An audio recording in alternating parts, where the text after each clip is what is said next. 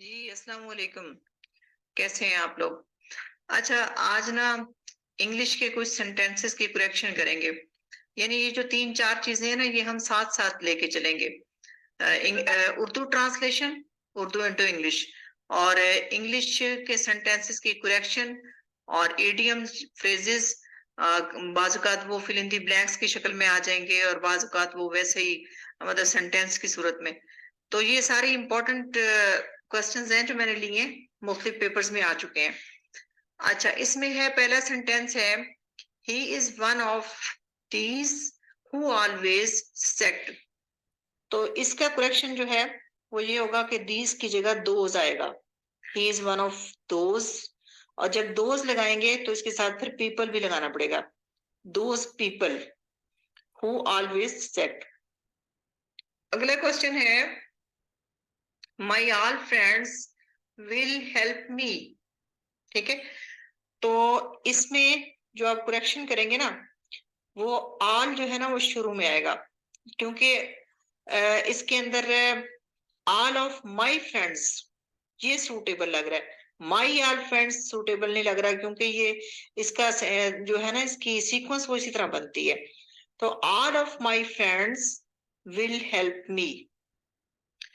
आगे है question number 3, he gave me some blotting. ये ब्लॉटिंग क्या चीज होती है?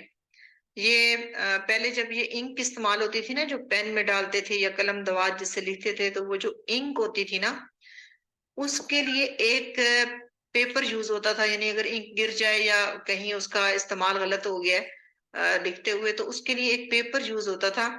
उस पेपर का नाम था ब्लॉटिंग। तो ये ब्लॉटिंग अलग से कोई लफ्ज है ही नहीं।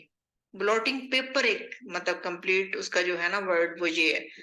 तो इसकी जो करेक्शन होगी वो होगी, he gave me a few blotting papers।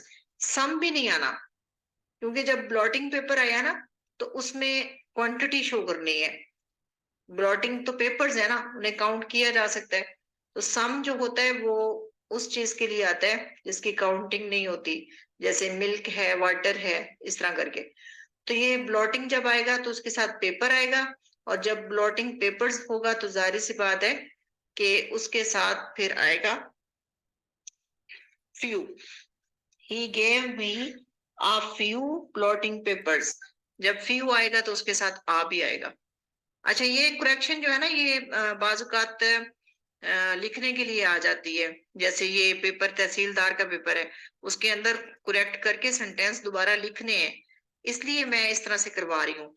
और जो 1G के पेपर होता है उसमें वो ऑप्शंस होते हैं जस्ट, यानी उसमें क्लिक करना होता है सिर्फ। क्वेश्चन नंबर 4 है, no sooner he heard the noise he went out। ठीक है, तो नो सूनर के साथ ना डिड लगता है। No sooner did he hear the noise then he went out. ठीक है, तो इस जब डिड लगेगा तो उसके साथ फिर हेयर्ड नहीं लगेगा, हेयर आएगी, फर्स्ट फॉर्म आएगी। तो इसके अंदर ये दो करेक्शंस आपने करनी है।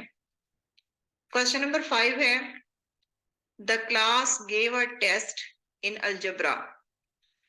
तो टेस्ट जो होता है ना उसके लिए गेव का वर्ड नहीं आता, गिव का वर्ड नहीं आता, उसके लिए आता है टेक का वर्ड। तो सेकंड फॉर्म जब शो करनी है तो टुक आ जाएगा। The class took the test, took a test in algebra. The class took a test in algebra. Question number 6 है, neither of the 5 suit me. पहली बात तो ये कि नीदर नहीं आता, नॉर आता है। ठीक है, तो इसमें नीदर की जगह आप लगाएंगे नॉर। Nor of 5। अब जब ये जमा आ जाती है ना, बेशक 5 जमा आया है, लेकिन जो नॉर है ना वो उनमें से एक की बात बता रहा है। यानी अब ये 5 नहीं रहा, 5 में से कोई कोई भी नहीं। यानी ये जो कोई भी नहीं है ये एक चीज है। तो इसलिए आगे जो सूट का वर्ब है ना, SUIT सूट, उसके साथ फिर एस लगेगा। प्रेजेंट इंडेफिनिट टेंस की पहचान क्या होती है कि आखिर में एस या ES का इजाफा होता है ना, तो फिर सूट्स आएगा। तो इसकी करेक्शन बनेगी, nor of the 5 suits me. ठीक है, एक नॉर लगाना है नीदर की जगह, और एक आपने सूट के साथ एस का इजाफा करना है।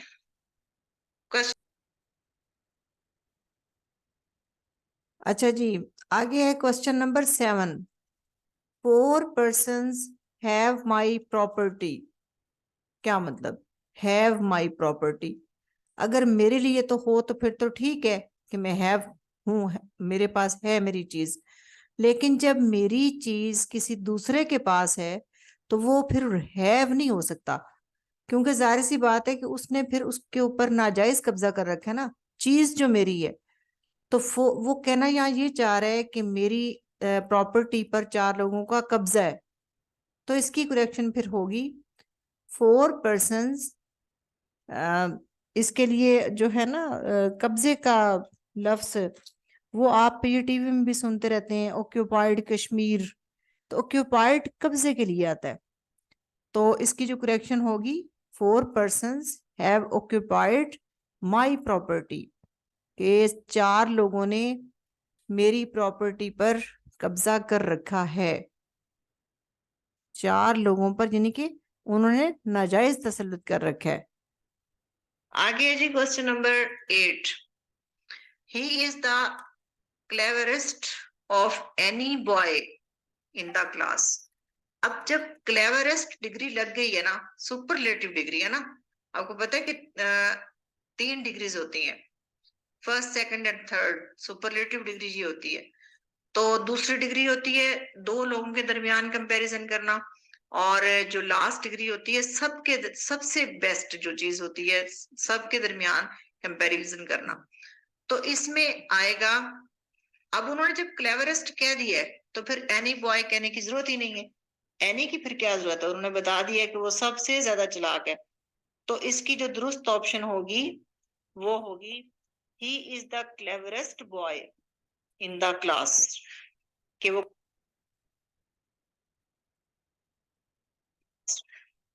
क्लास में सबसे ज्यादा क्लेवर है। क्वेश्चन नंबर 9 है, I said to him to pray of Allah. मैंने उसे कहा कि अल्लाह से दुआ मांगो। अब अल्लाह से दुआ मांगना क्या है, ये रिक्वेस्ट हो रही है। मैंने उससे रिक्वेस्ट की कि अल्लाह से दुआ मांगो। तो इसमें आएगा requested, I requested him to pray to Allah. मैंने उससे रिक्वेस्ट की कि अल्लाह से दुआ मांगो। Question number 10। अच्छा, इसमें ना एक चीज और मैंने आपको बतानी थी कि I said to him to pray, pray के साथ ऑफ नहीं आता, प्रे के साथ टू आता है। जहां भी ये होगा इसके साथ वर्ड टू आएगा। ये हम करेंगे ना इडियम्स वगैरह, तो उसमें आपको ये चीजें क्लियर हो जाएंगी। तो इसमें आएगा प्रे टू अल्लाह, और सैड की जगह जो मैंने रिक्वेस्टेड आपको बताया है वो भी हो सकता है, और एडवाइस भी हो सकती है कि मैंने उसे नसीहत की कि अल्लाह से दुआ मांगो। तो ये सेंटेंस इस तरह से भी लिख सकते हैं, I advise to him to pray to Allah. है do not speak a lie, झूठ मत बोलो। अब लाई के साथ स्पीक नहीं आता, टेल आता है। तो इसका सिंपल सा करेक्शन बनेगा डू नॉट टेल अ लाई। ठीक है जी, ये आप लोग क्लियर कर लें अपनी चीजें, और इनके नोट्स जो है ना साथ साथ बनाएं, ये आपको बहुत ज्यादा फायदा देंगी चीजें। अस्सलाम वालेकुम वरहमतुल्लाहि वबरकातुहू।